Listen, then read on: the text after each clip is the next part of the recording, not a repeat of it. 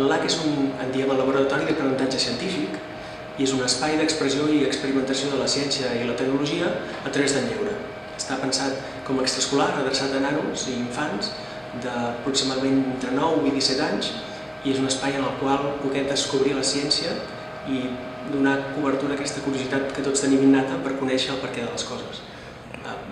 Va néixer una mica de la inquietud de pensar que des de petits l'aproximació que tenim de la ciència és molt acadèmica. Normalment és una aproximació dura, pesada, relacionada amb exàmens, amb un temari i no amb l'experimentació més directa i més intuïtiva.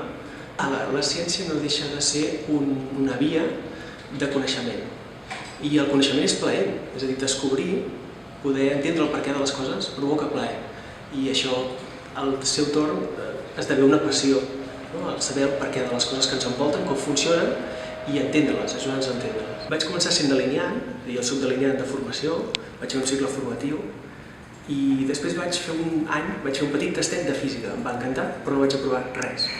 I després, amb el temps, al desenvolupar la meva tasca de delineant, sí que vaig veure la necessitat, d'alguna manera, de formar-me més i vaig començar una enginyeria.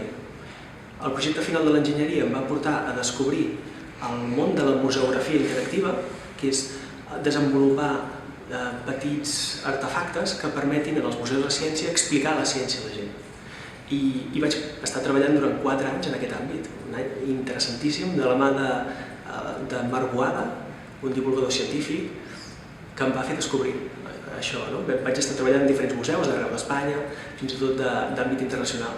I això va ser una mica el que em va fer embrancar-me amb aquest apassionant món de la divulgació de la ciència a través del lleure. Constantment és una sorpresa adonar-te la seva reacció davant de les coses. Hi ha coses que tu, des de la teva visió, et semblen molt interessants, però resulta que són totalment fútils i intrascendents, i en canvi ells es meravellen i troben molt de plaer en petites cosetes. Un dels elements centrals de la humanitat és l'energia. La utilització, l'aconseguir i utilitzar l'energia. Sempre ens ha interessat poder realitzar els treballs d'una manera més fàcil, més ràpida, més eficaç. Les primeres energies que es van utilitzar és l'energia de l'aigua, i la tenim aquí, i aquí la tenim en forma de vapor. L'energia de l'aigua, això és un petit elevador hidràulic, i vam crear el petit vaixell de vapor. En aquest cas hem fet sempre una cosa molt senzilla, un tub de coure, que l'escalfem amb 2 espelmes, els 2 conductes estan a l'aigua, i el que fem és recollir amb el tub de sota l'aigua, fer-la vapor, i sortir per l'altre propulsant el petit vaixell.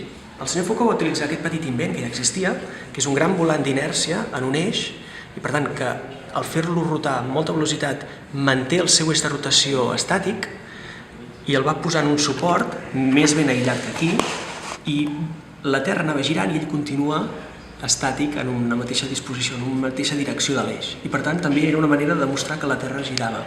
D'aquest any i mig la valoració ha estat molt positiva, tant dels propis usuaris, dels nanos, com de les famílies, precisament per això, per trencar una mica els prejudicis i les motlles i que ells s'aproximin a la ciència i després la puguin aplicar d'alguna manera, puguin obrir-se més a la ciència que fan a l'escola.